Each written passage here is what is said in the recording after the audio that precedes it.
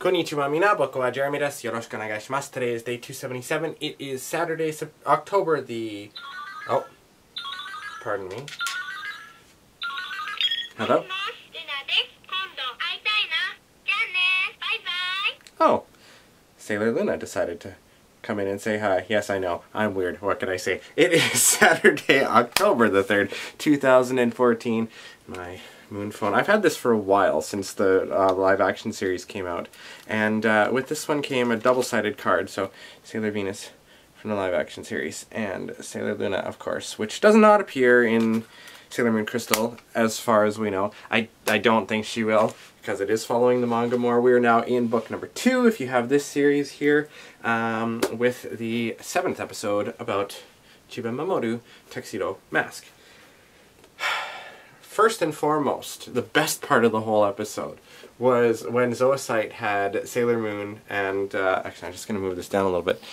When Zoisite had Sailor Moon and he was clutching her and was going to take the life out of her, and Tuxedo Command just comes out of nowhere and just fucking punches him in the face, and Sailor Moon gets released, and it was fantastic. I said it before that that they're letting Mamoru be more masculine in this series. Sorry, Bailey was walking around on the bed, that's why I was shaking the camera. He is being more masculine in this series, which is really weird because I was paying more attention to the subtitles in the opening on Nico Nico, and a lot of it is very girl power, which is fine. Sailor Moon's always been like that, but it says things like, we don't rely on men, we don't rely on the guys, or the prince, you know, they're really trying to make that clear. And then they rely on Tuxedo Command. So it's so weird. He's had way more exposure in this series than he really did in the anime, the original anime, which is a weird thing to say because he was obviously in more episodes and stuff in the other one, but it seems like they're delving more into his character. And the thing that I really like too, sorry, Bailey wants out now, is that they are delving more into a lot of different things. Like, we actually hear about Queen Beryl's story, and we see it, just like in the manga as well. And you see that she has a hidden agenda. She wants to keep the power away from Queen Metalia. So it's so convoluted, but it's so soap opera-ish, and that's probably why I love it. I wonder if they're going to get into the whole story of how Queen Beryl was I think it was a mage on Earth, and how she was in love with Prince Endymion. Maybe it's not a mage, I forget what you'd call it, but a sorceress, and that's what led her jealousy led her down the role, you know, to find Metalia. And it's explained somewhat in the musical that I talked about with Queen Beryl and Galaxia. Pluto has a song with her, because Pluto's also in love with Tuxedo Command. Just watch Petite Étrangère, you'll notice that. There's all these things that connect, and it's wonderful. Now, I'm totally deviating from this. There are one thing that he said at least in the subtitles, that was really funny, was how he's talking about how to find himself, one day he found himself as a night walker on the night streets. Now, another term for that, of course, is prostitute, if you take it that way. So I found that to be an interesting choice of words. He asks her to keep it a secret between the two of them in the anime, in Crystal. He doesn't actually say it in the manga. He just tells her the story, and that's it. He doesn't actually say that he wants her to keep it. He just says that their secrets are now revealed to each other, and so on. And for all of you people out there that were saying things like, oh, it's wrong for him to kiss her when she's out like that, and blah, blah, blah, blah, blah. Well, now he's got her handkerchief, and she's got his watch. It's obviously a romantic thing. Come on. Come on, people. Like, seriously. Little bits and pieces changed, little timing pieces. Zoisite didn't really have a huge thing in it. Kunzite wasn't really in it at all. Queen Beryl went and talked to Metalia before she even thought of talking to Zoisite, then she told him about it.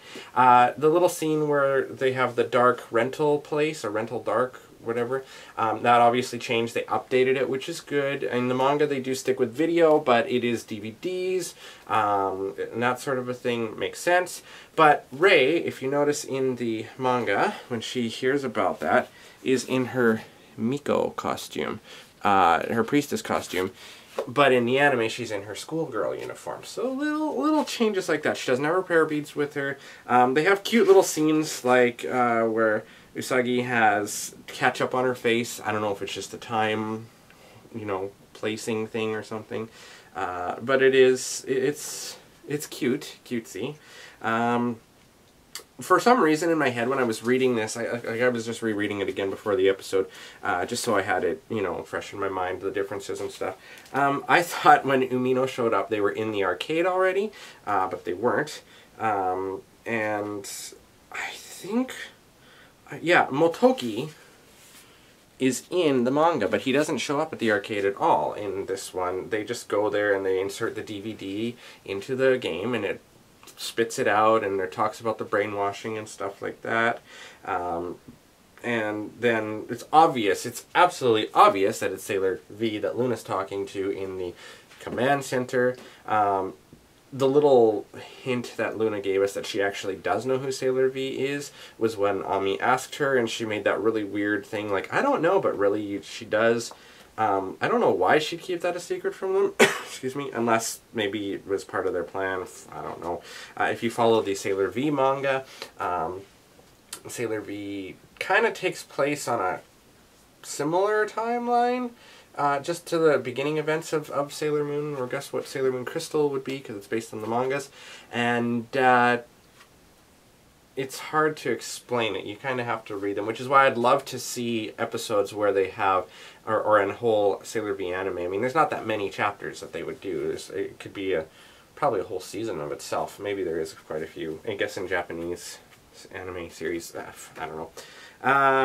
She uses the moon, healing escalation, of course, heals people. But I love the fact that that they gave Tuxedo Command more to do, because in the manga he doesn't really have that much in the actual battle. He comes to try to help her because obviously Mars and Jupiter can't break through.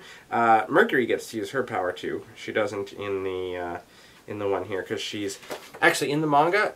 Sailor Mercury is in her outfit when she's in the underground center, just after they find out about the DVD. Sorry, I'm bouncing around here, but I'm remembering all this stuff because she's down in there and she's wearing her outfit. But she doesn't get her outfit on until she starts running with Rei and Makoto, or should say Mars and Jupiter, to the scene of what's going on with Usagi and Zoisite. But I love the fact that, like I said before, Tuxedo Command comes just in and just boom right in the face to Zoisite, and they're allowing him to be more masculine in this series than before. The roses, I don't know. I think they've had the rose. I don't know why. My mind is just cloudy about it. I'm pretty sure that they had the rose, but it's not like a major plot thing. And eventually, we're going to see Tuxedo the Smoking Bomber, because if memory serves, and I haven't read it ahead again, but I think once he gets the four kings on his side again, I'm pretty sure they're the ones that help him with Tuxedo the Smoking Bomber. So he's going to get that attack, which is going to be absolutely fantastic and definitely worth waiting for. Sailor Venus, of course, came down on the scene. Artemis was a part of it too, just as Zoisite was going to kill Sailor Moon. But here's another thing. Here's another thing that's weird. They broke up the thing again where Zoisite goes to attack Tuxedo Command, and he's got Sailor Moon, and she's like, no, he has been searching for the silver crystal all his life, and then Tuxedo Command goes to say, oh yeah, this happened, blah blah blah. Why would she bother saying that kind of a thing? Why would you tell your enemies that? Like, it's bizarre. Obviously they're just trying to get the point across that they are lovers. You know, they're going to be lovers, they're going to end up together, which is kind of cutesy, very romanticizing a lot of things. But Zoisite has a huge thing, and he's going to kill Sailor Moon first, and then Artemis comes out of nowhere, just destroys it, and then Sailor V's crescent boomerang comes down, hits Zoisite. But instead of ripping him up, like it happens in the manga, because they are doing that. They're changing it. They're not killing them off. It just gets him in the stomach, and yeah, so. And then Sailor Venus appears, and I thought at first, I was like, oh, why isn't she in her Sailor V costume? Because I thought she was, but no, really she's not. If you notice, it is the Sailor Venus costume. And they end it with a smile, which is great. And so yeah, fantastic.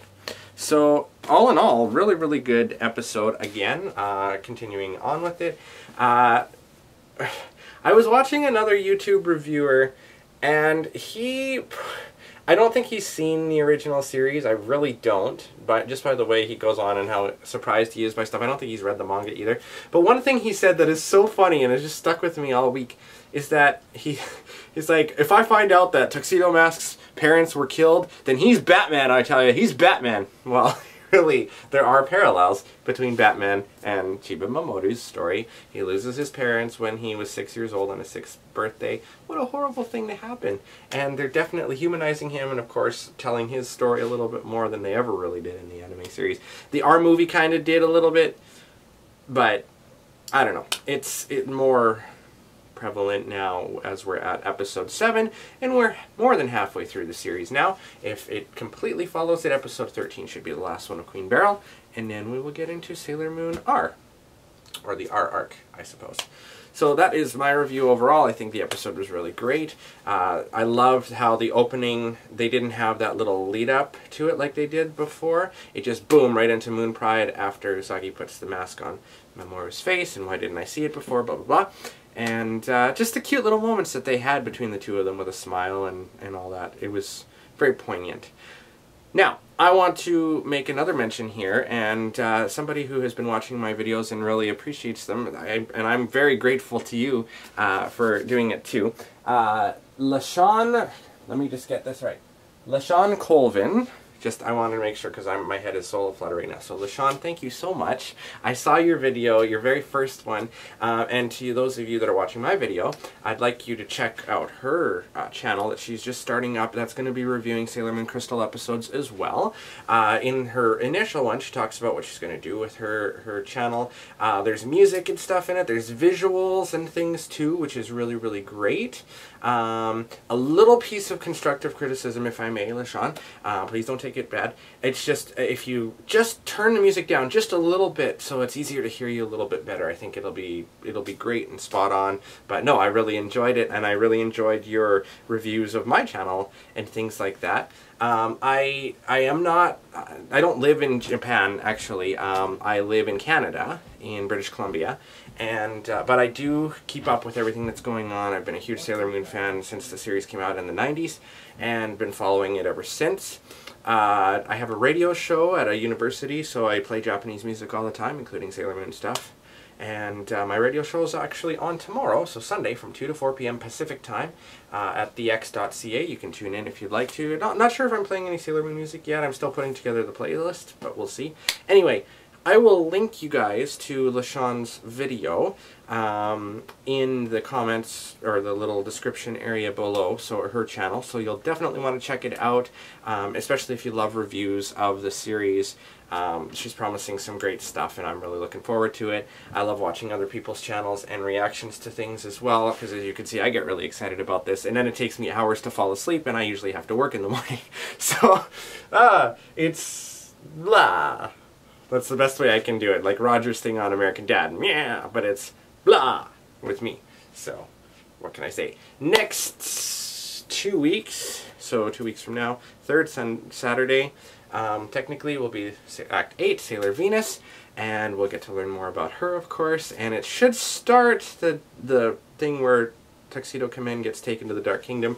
We'll see if they continue it on like that. Don't forget, in the live-action series, they sort of did it, but it was more towards the tail end. They had Darkury. Sailor Mercury was dark, evil.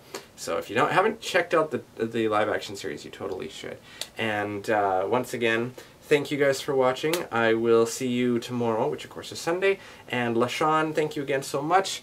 Please check out her channel, everybody. And I can tell you that we're going to expect great things from her. And other reviewers and stuff from Crystal as well. And other parts of the series. So, jamatta ne minna. Have a wonderful night. Wonderful day. It's 3:30 a.m. my time. I will see you tomorrow. Bye-bye.